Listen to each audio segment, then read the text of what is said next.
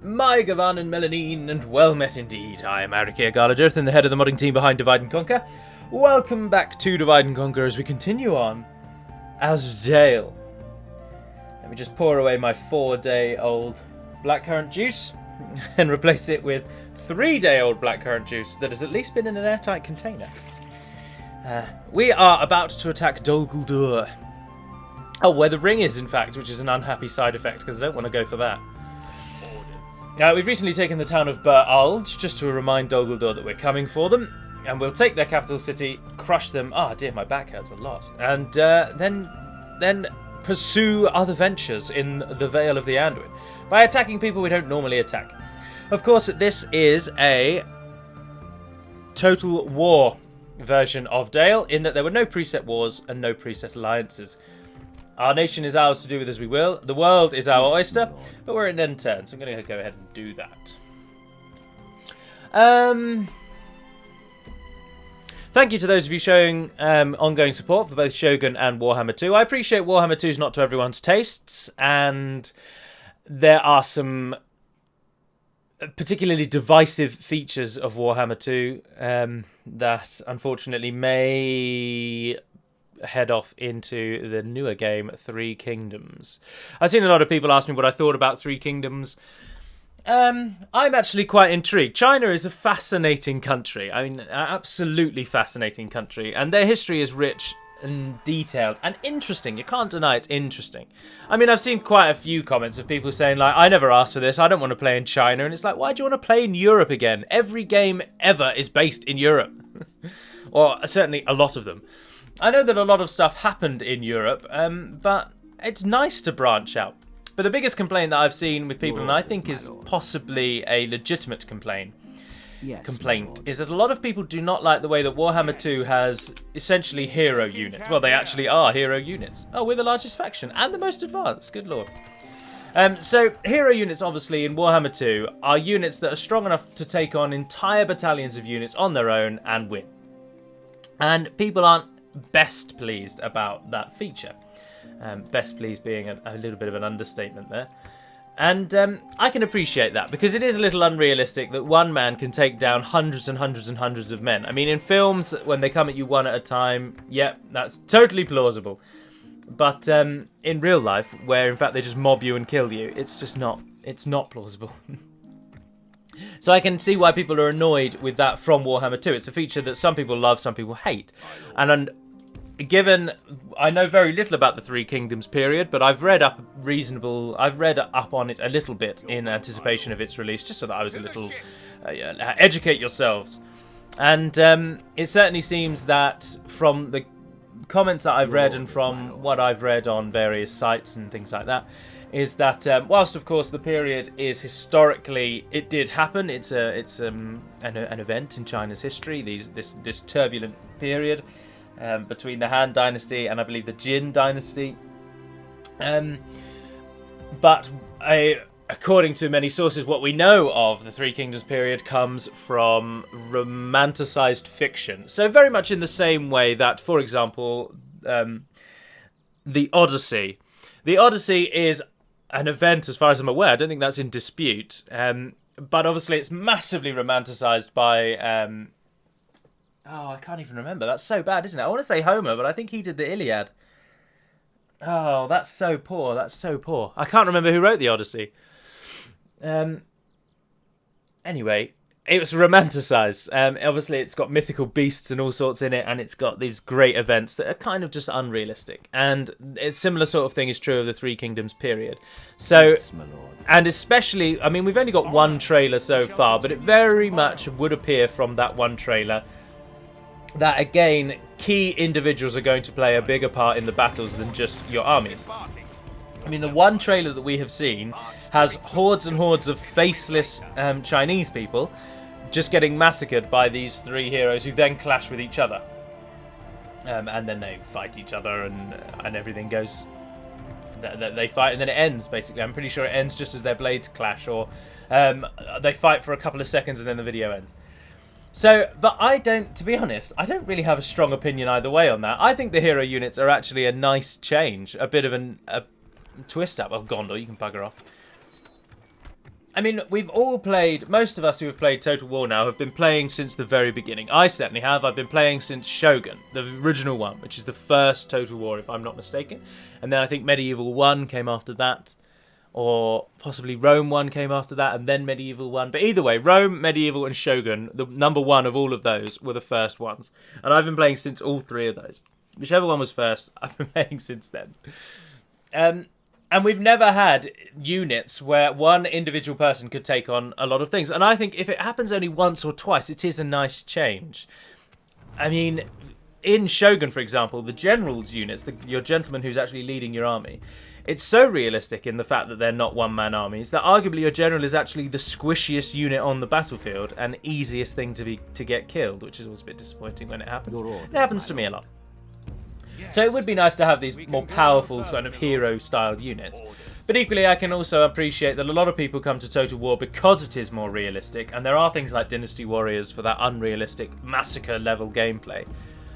And whereas Total War's always erred more on the side of realism, where it is about your armies, and your general might give your troops a boost, but he himself is not a one-man army. I mean, in Divide and Conquer, generals are very strong, but only because in the early game they're strong because they have late game stats. I mean, a general's unit in a late game army is arguably your worst unit in Medieval 2, for example. Now, because it has that barracks event system, there's that split. Sorry, I'm covering the fact that we're just ending turn on our way to Guldur. So I am actually all for the China period gameplay. I also know... Sorry, just blowing my nose there. I also know that from the Medieval 2 Total War modding scene, which I've now been a part of for some years, one of the most popular counterpoints and additional mods, or one of the most popular rival mods to Third Age, for example, there's Battle of the End Times, the Warhammer mod, which is very popular. There's Third Age, of course, which I think is the most popular Medieval 2 mod. And then there's a Three Kingdoms mod, which is also up there as one of the most popular. And so it's a time period that people certainly want to play, is what I mean by that. And I think it'll be interesting. And I think I mean, Shogun 2, no one moans when... this is what I don't understand. I've seen a comment that was really, really stupid, going on about how they don't want to play as China, they're not interested in China, why can't they play as medieval? Like, why are you pandering to all the Asian audiences, for example? And I just kind of think, like, hang on. If I'm not mistaken, or let's go on the knowledge that we know that Shogun was either the first Total War game or it was one of the first Total War games, then the Total War series has always been rooted in Asia. Medieval Europe, Roman Europe, and Japan have been their three staple time periods. So why is it such a jump to just cross the China Sea and play it in China? I don't understand. So I think it's good. To be honest, I think the trailer looks good. I think the game will be good, and I don't know, but I'm easily pleased with these kind of games. I suppose just chuck in a little bit of variety, and I'm all over it. So I was bound to be pleased, and I do like the hero units. It's nice to know that you can have your general or your commander, for example, in a mix of units, and not have to be concerned that he's going to go down immediately. Especially for someone such as myself, who gets a lot of his generals killed. I think it's for the best. But I also can, like, I don't know, I'm not good really, because I don't come down on either side. I am very much sitting on the fence. I am of the ilk that thinks, hold on a minute, I'm not going to judge this game until it has come out. It might have glaring flaws like Rome 2. It might be an absolute buggy mess. So, I mean, let's just wait and judge it on its merits when it's actually released, rather than throwing our rattles out of the pram because we're not being catered for, which is the most selfish attitude I've seen from some people. I didn't ask for the China period, so why are you doing the China period? It's like, oh, sorry, random American person, because the comment I saw was from an American that was particularly over the top. I didn't realise CA designed its entire future plans for the series around what you, one random American, wanted. I don't make emphasis on the fact that he's American. I was just giving him a descriptor. I was defining him. Otherwise, in terms of... Not otherwise, in terms of... I was going to mix two things there. Basically, I'm just looking forward to it. I'm not bothered about a Warhammer 3. I am enjoying Warhammer 2. But I don't think I'd bother with Warhammer 3. The differences between Warhammer 1 and 2 are so minimal. And it's just so... frustrating to realize that basically you're playing a glorified DLC. Like, yes, there are bug improvements and things like that, but they can be done with patches. You shouldn't have to buy another game just to get bug fixes. That's ridiculous. And Warhammer 1 and Warhammer 2 really are. It really just is a big DLC for number 1, let's be honest. And number 3 is going to be the same. It's going to be on the same engine. It's going to have the same graphics. It's going to have the same sort of thing. There'll be a Mortal Empires thing or whatever. I don't know what Warhammer 3 will focus on. But, alright, they might change the time period, for example. If that's something that can be done, I don't know. I don't know Warhammer history at all. But let's say, for argument's sake, that can be done and they're going to change the time period. It's still going to be on the same engine, and it's still going to have the same graphics, and it's still going to feel like a DLC for number 1. In the same way that this it's not Alfred the Great, he's just one of the players. I can't remember the name of the campaign, but basically the Britain campaign that's coming out, or the Britain game, sorry, that is coming out, is just going to feel heavily like a DLC for Attila that just focuses on the Isles of Britain, and it'll probably cover Normandy, Brittany, maybe up to Scandinavia, because obviously we get invaded a lot at that time from the Vikings. Who and then subsequently become us. The Saxons, of course, for whom I am referring, who are then obviously beaten by the Normans. But it's set in that Alfred the Great time period, and I can't off the top of my head recall when that is. I want to say like 600 possibly AD. I can't remember. It's certainly a long time before the Normans invaded, so I wonder if Normandy will be in it. But I haven't researched the Britannia campaign at all. I've not looked into it in any way. I mean, I'd probably give it a whirl again, depending on how much it costs as well. I mean, I suppose I'm probably a little too casual for my own good. I would, before I buy any game, I very rarely pre-order a game. I always tend to wait. I've only ever pre-ordered, I think, about 3 games, and they were ones that I just absolutely wanted to support. Even if the game was bad, I wanted to support them for example, for continuing that particular series, for example. Games such as Skyrim I pre-ordered months before it came out because I loved Oblivion so much I wanted to give them even more money, and even if Skyrim sucked, I was happy to pay for Oblivion twice. It was my mentality for Skyrim. Obviously Skyrim I thought was amazing and a huge improvement on Oblivion in certain aspects. Not going to get into that debate now. I know Oblivion was better in certain things, but everyone has personal tastes. Everyone's different, so you're never going to get a unified answer on that. But so, before judging the Britannia game, or judging the China game, which is what I'm going to call them for ease, I always wait. I'm just going to wait until they actually are released. I'm going to see what people say about them. I'm going to see what the critics say. Most importantly, I'm going to see what game players say. Critics, I just think, are so... If one critic doesn't particularly like that game, because maybe he doesn't particularly like... I don't know, maybe he doesn't play strategy games all that much, and for some reason he's doing this strategy game review, and he gives it a damning review, and then I'm supposed to follow him because he's paid to review it. Like, no. I'd much rather read 500 comments from randomers who have played the game than one comment from a guy who's being paid to do it. I don't mean paid by CA, I mean it is his job to review games. I don't like that whole system. I think it's just broken. Anyway, there's 10 minutes of conjecture. Let's talk about Dol Guldur. We're about to attack and win because they've got a pitiful garrison. Now, they have got 4 units of Uruk defenders who are upgraded, they have got better weapons, and they've got experience to the tune of 2 points. There are 4 of them. They will be a challenge. However, we grossly outnumber the defenders here, and it will be an easy win. And I didn't want to siege them out because this is one of those occasions where the garrison is so small, it's better to try and cut them off and get in there quickly before reinforcements arrive, because Dol Guldur will send reinforcements to take this place back. Oh, and here's a little tidbit, modding tidbit on Dol Guldur.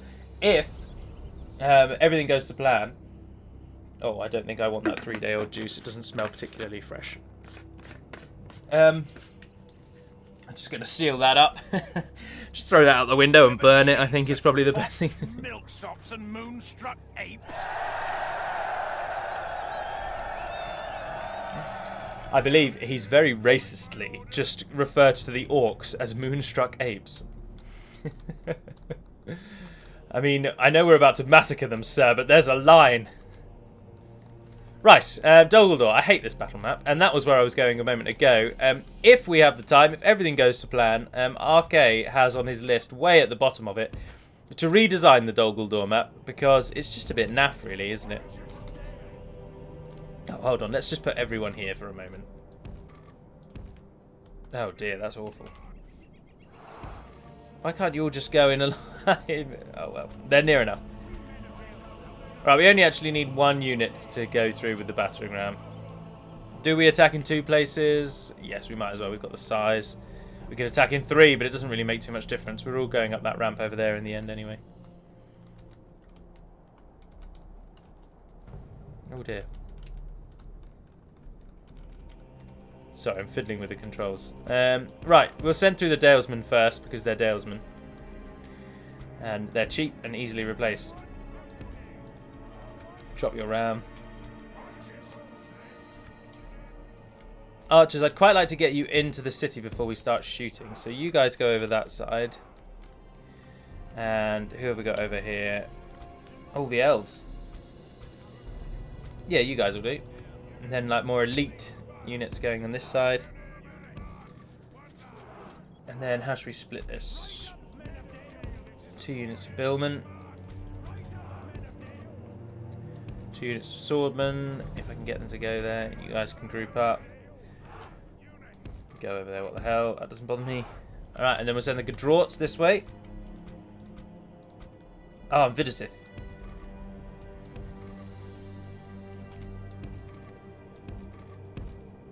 Don't be in Pike Wall, though. Oh, I think that's everyone accounted for. Let's do it. I wonder how they'll defend. Also, I don't recall speeding it up, but it sped up for some reason. Right, everybody just kind of move up.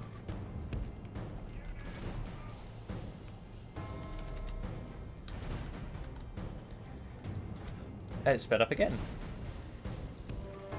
But I didn't press the key to speed it up. Oh, yes I did. That's the V key, apparently. Oh, dear. Then, oh, I've just pressed X. What did X do? Oh, dear. I'm all over the place with the keyboard. Stop current orders. Oh, that's interesting. Let's just... Oh, you can't see them from here, can you? Ah, it only lets you can edit the key. I'm trying to remember what button I made speed up and slow down the camera as. Because I definitely made it a button. And unfortunately, I just can't remember what button. Ah, well, we'll just leave it as it is. It'll be alright. Alright, now we can speed up.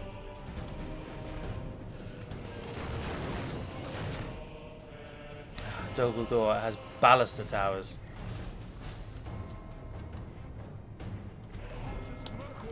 Archers of Mirkwood are with us. The elves stand with the men of Dale. As our lines reach the gates simultaneously as well. Perfect timing. The battering ram is in place. It'll not be long before our enemy's defenses fall. Bring down those gates, men. Oh, they're not going to try and do the stupid gate opening thing, are they? No. Alright, just take the fire for the moment. Speed back up again. Let's get those gates broken down. The battering ram has done its work. Yes, they are. Morons. That's always frustrating. They've rushed us. Alright, you guys. Just rush up there. No one is on defensive mode, please. Just go and get involved. Archers are all over here. Form into a bigger line. Orc raiders they're fighting against. And there's the Uruk defenders. Looking like... Their boots look a little bit like they've got no shoes on. I like their helmets though, actually.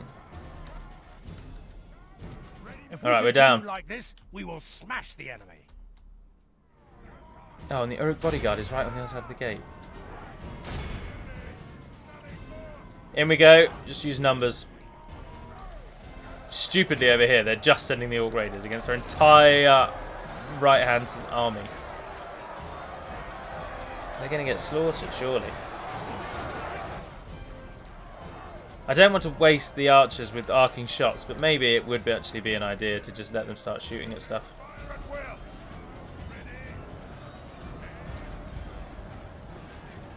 In line, archers. Any danger? Yeah, let arcing shots galore. They're going to fall on our own men as well. But I suppose we're not going to get a really good shot, like good line of sight once we're in the walls. So I suppose we should go for it now.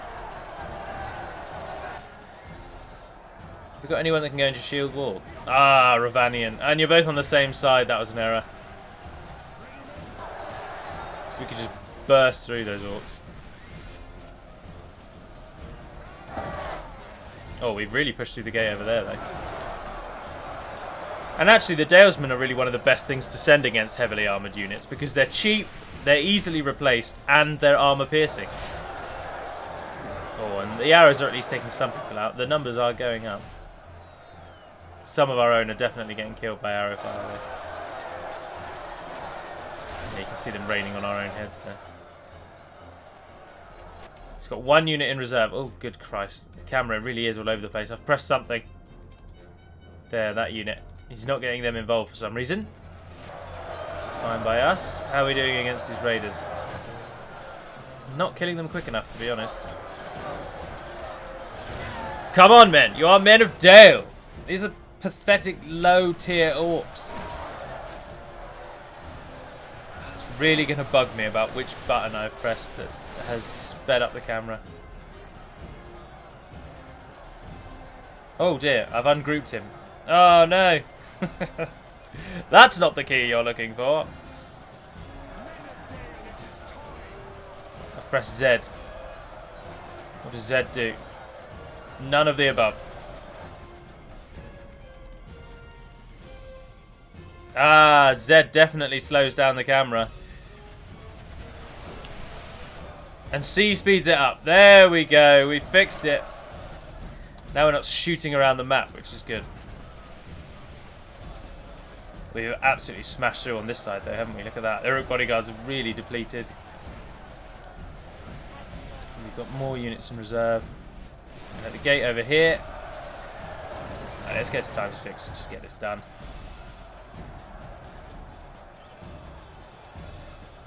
Although it's one of those horrible laggy maps where ×6 is actually slower than normal. Like this, we will smash the enemy. I just left an absolutely scathing review of Origin. I recently just turned Origin on because I thought, you know what I really fancy playing? Command and Conquer Generals. And I've got it on Origin because, of course, EA have taken all the Command and Conquers off of Steam except for a demo version of Red Alert 3, which makes you go to Origin and buy it. And then it popped up with a little feedback thing for Origin because I haven't logged on in so long. And it asked me how likely am I to recommend it to a friend. And I put in a solid 3 out of 10 because I'm not likely to recommend it to a friend. But I also feel like that's a bit of a weird question. Who would recommend Origin? It's the only way to buy EA's latest games. You're not going to recommend it. It's a necessity. It's just that's absolute, that's moronical. That's like recommending to somebody that they should eat food. It's like, yes, I know I should eat food. Thank you very much. It's exactly the same thing. You can't play EA's games without Origin unless you want to pirate them. And that, if you're going to do that, you're a separate category anyway. So anyway, I put a low recommendation. And then it asked me to give some feedback. And I told it in no uncertain terms that I much prefer all of my achievements to be in the same place. And unfortunately, EA have taken all of their games from Steam, so my achievements are not in the same place. And it bothers me.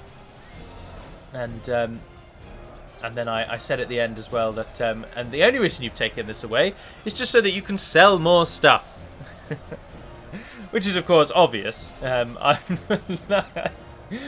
don't know why I wrote it, really. It's not going to change anything. But I just thought I'd share that with you, my little bringing down Origin on my own. But it's inevitable, of course they're going to do it, because now only EA's games are on Origin, and they can give you specific deals, and they can recommend other games of their own that they think you'll like. And it's therefore, obviously, you're not going to get sidetracked with other games. They don't want you looking at other people's games. They only want you looking at EA's games. I remember a time when when you heard the EA logo, it meant that the game was actually going to be alright. For example, when I first played Battle for Middle-earth 2, and the EA logo kicked up at the start and started speaking to me, I've always then almost always linked the EA like little jingle thing with Battle for Middle-earth, and therefore had fond memories of it. But now, when I look through EA's catalogue, and I just think, like, oh, EA, you have really ruined so much stuff. Like, FIFA must be making enough money for you to keep going. But so many of your recent games are just so disappointing. And you're, like, they're just a classic example of a company with a little, unfortunately, too much sway, too much influence. Like, no one is going to not play. Like, for example, the whole fiasco with Battlefront 2. Like, yeah, Battlefront 2 came under incredible fire for the terrible loot box system they went for. The very obvious and clear, we want your money and we can get it this way system they went for. But unfortunately, Battlefront 2 probably still sold an enormous amount of copies, and it more than certainly made its money back because people are just going to buy it anyway. And that's that's the problem, isn't it? They have IP, or the IP, the intellectual property of so many good properties that people are always going to play their games. And unfortunately, because they now know people are always going to play their games, they're always going to teeter on the line of just unbelievably shady, money-grabbing tactics because they can. That's the problem, isn't it? I mean, I know that communism isn't really all that great, and unfortunately, the main communist countries at the time when America was had a proper hard-on for shutting down communism, most of them were just horrifically corrupt, and so arguably it was a good idea to take away the communist system. Arguably, I say. But I really don't think that capitalism is particularly the way either. I mean, we literally are just all about get me as much money as I can, no matter what you are, whether you're a person, it's individual, whether you're a business. It's all about just how can we maximise profits. But there's probably just no real middle ground, is there? That's the problem. Oh, why didn't you shoot? Ah, because this is the version where you have broken arrows and you can't use arcing shot. Of course. Long since fixed, I'm afraid. I'm not afraid, I'm pleased to announce that that's long since been fixed, but in this version, it hasn't, and the elves cannot do an arcing shot. And the reason I'll tell you for why, is because I fiddled around with their arrow, the elves' actual arrow, and I set it so that it fired faster than any other arrow in the game. So it's absolutely lightning fast, this elven arrow. But unfortunately, a side effect of it being lightning fast is that it could no longer perform the arcing shot. And so the elves just never fired arrows. So that was frustrating. Now what we really need to happen is their general to die, because our armies now are getting sort of hit. Let's get these guys into shield wall and let's actually push into the city a bit. We need more troops in here. There we are, look, they're all filtering in. They're following the Guldur behind as the Guldur push their way through. Push these buggers back. There we are.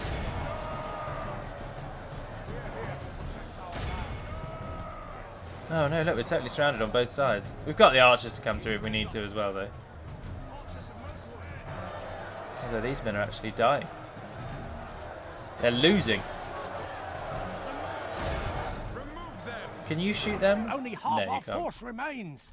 We're getting hammered. We are getting hammered by the Uruk defenders here. Why are you going up on the walls? Don't go on the walls. You suffer awfully on the walls. We need to get over there, really. Badly bloodied. They have lost half their men. They lost half their men ages ago. Why are you only just telling me that? There are 11 Uruk bodyguards. If we could just get our men here out of the way. If you could just run through. Just run through. Look, there's hardly any of you. I don't care if you rout. In fact, why don't you just rout?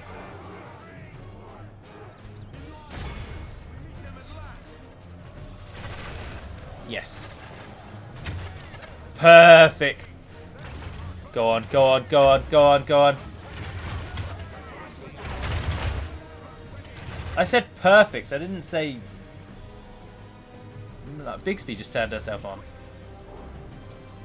I didn't say your name, I said perfect.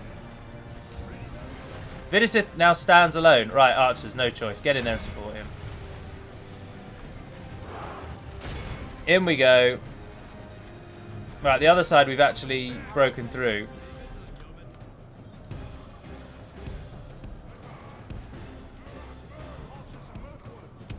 so we can use our archers to get the drop on the enemy here.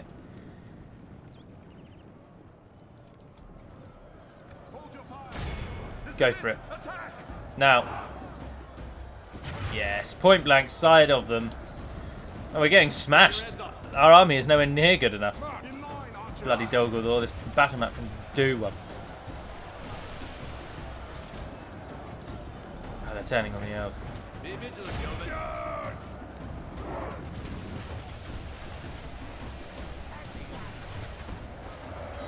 Get those guys in to stop the enemy reaching the elves. Is that our general? Yeah, he's gone off on a mad one. The battle is very much in our favour. Victory will be I don't know where ours. their general has gone. I think he's fled up to the top level. He has hardly any men left. 5. Alright, get the Athala Rangers in. We might need them. This is why you should pay attention and not speak while you do it. Yeah, but this is something somebody commented on the Shogun video today and basically just told me how crap I am at the game. And like he did his best to not sound like a oh, Vidisith did die. He did his best to not sound rude, but he basically did just say, like, dude, you're very good at Med 2. Well, I'm not. That's why I found so amazing. I'm not good at Med 2. I just know all of the ins and outs of the game, so I can abuse it a bit. But he told me how rubbish I was at Shogun and Total War Warhammer 2. But one thing I would, if you all think you're particularly good at Total War, I'm not saying I'm massively good at Total War, but when I'm not focusing on speaking, like checking the time, thinking about what I'm saying, making sure I'm not saying any faux pas, making sure I'm saying something that's actually entertaining. When you're focusing on all of that, you're not particularly find yourself focusing on the game. And some people, I'm sure, have the ability to focus on the game and still provide insightful and interesting commentary. But I would suggest they are very few and far between. And most people who do Let's Plays, you will find if they play a particularly intensive battle, they probably don't speak very much. Right, we've trapped these guys, and they will hopefully now bloody die. Who knew that the Uruk defenders were so bloody good? They have a 12 defense and a 7 attack. That's average. Luglan isn't even an amazing general. Why are they so empowered at the moment? Get the Athala in there as well. Just chuck everyone in it. Right, just numbers. We want just numbers here.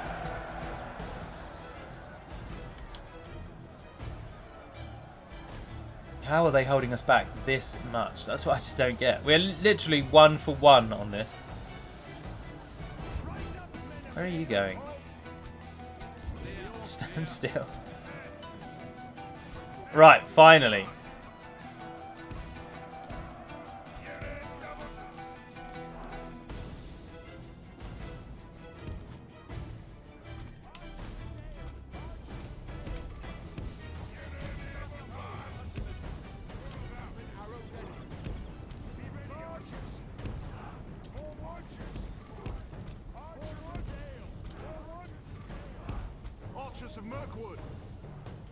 Uruk defenders are the threat at the moment, please.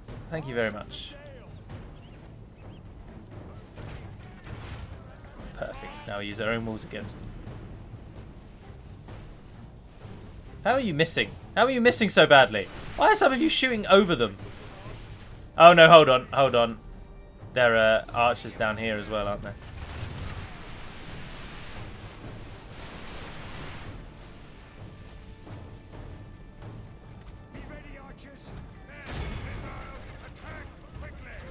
Let's kill that son of a gun. Like this, we will smash the enemy. He's down to 2. He's got a black Numenorian and himself.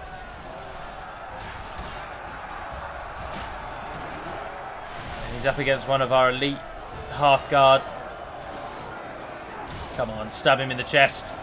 Hit him in the head. Knock him out and crush his skull under your foot.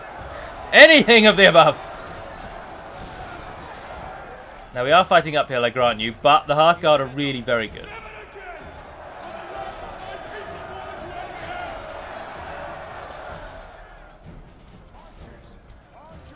You know what? Just send bloody everyone in. Just mob them.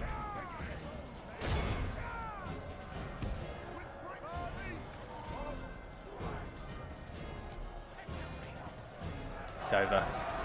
The general and these remaining defenders is all that's left, I think. Although that Numenorian is still going. Good God. Someone pick him off. No. Good tidings. The enemy general lies dead. Hearthguard, claim Guldur. Ceasefire. Our men have taken control of the castle. How did they not kill him in the initial charge? I mean, come on. They look good though, don't they? That nice mix between Dwarven and human. There's like 5 of you around him. He just needs a pod in the chest. Down he goes. Dol Guldur is ours. It's going to have to be renamed after Vidasith. I like to name towns after glory, but also towns after loss. We lost way too many there, but we retained about half our army, I suppose. 183 kills, Dalesmen. Well done. They died and gave their lives for this grand achievement. Now, were this a later Total War game, even though we are far, far, far, far away from our homelands, because we are purely standing in a territory we now own, our army would replenish free of charge. Which is utterly ridiculous, is it not? Gonna kill everyone. Sorry, Vidasith. Glory, honor, victory. I don't know a good name. Dalesmen speak like... They're based on sort of Anglo-Saxon, similar to Rohirric, I believe. I don't know, we could call it like Vidberg. It sounds decidedly German, but then that's because we share common roots between English and German, I suppose. I'm going to go with Vidberg, I don't care. I can do what I like. It's my own game. Right, we've got retraining available because we've got a much better armourer here than we have in our own towns. Catapult maker, anything we can't use? No. It's the 0% Northman, so I'm thinking Standing Stones is probably the best bet. Let's get better armour available on all the people that we can get it on. And Vidberg is ours. You there, what have you got? Nothing. Let's test Brand. Heroic victory, you monster. An honourable, glorious victory. Yes, my lord. And there's the This tower will keep vigil the over the reinforcements that one With we feared. honor, Just trying to get towers up. keep vigil over the land Surely and they can't make it in my one day. blade. Your order, Don't know. my lord. Now I'm going to end it there. I like to end before I end turn rather than after I end turn, but I am actually just going to take the garrison out of here and press south. We've got to keep them in a pincer now. So we'll leave behind. There's only 46 of you. There's only 20 of you. You're not going to do anything, are you? Yes, with honor. This Oh, tower Jesus. will keep vigil over the land. Run away! I'm gonna stick Run you. away! I was sailing down here to get the garrison in Winter and Eor and bring that up to Bur Alge as well, because there's 2 units of privateers in there. They're a solid unit. Erebor is not growing. Its population has stagnated. We'll need to add extra buildings in there that'll add population, like farms. I don't actually think farms have population growth bonuses in them anymore. You have to build specific growth buildings. Anywho, I'm going to end the episode there, so thank you very much for watching, if indeed you have. And until we speak again, dear friends, Navarna den per Mad Melonin, and farewell.